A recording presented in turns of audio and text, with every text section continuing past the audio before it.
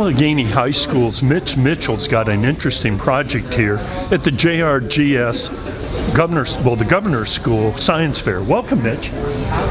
Tell us about your project and how you came up with it. So I was looking at stride length and leg length because using fossils from dinosaurs left over in trackways, you can determine how long their legs were and how long their strides were. So my goal was to see if using that information you could find out how fast they were moving on Earth to really show, because how fast they moved was a big factor in how they lived and the predator-prey relationships. I love it. I love it.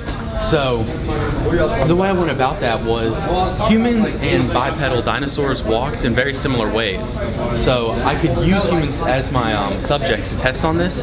So I took their leg lengths and their stride lengths and had them walk 33 meters. And I timed them, and then I used a formula found by McNeil Alexander, which was used on dinosaurs, which he actually used on them to predict their speeds.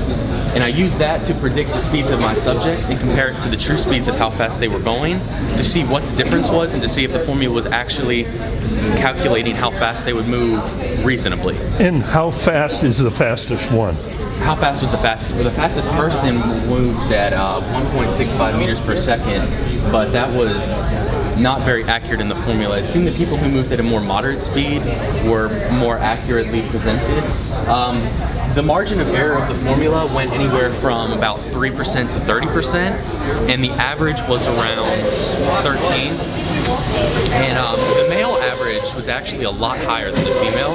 The male average was, I believe, around 18 to 20, when the female was only around 8.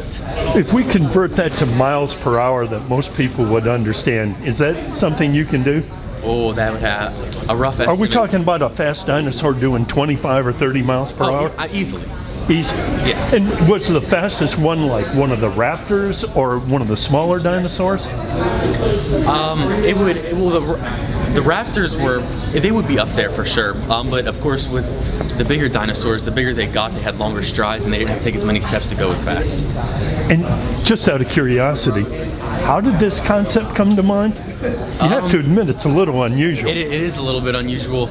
I had a rough idea with just how fast that people moved and stuff and how it was related to their legs and stuff, but that Mrs. Kolb, actually, when I presented that to her, she gave me this idea with the dinosaurs and how it could be related to you could actually use it in science, I guess.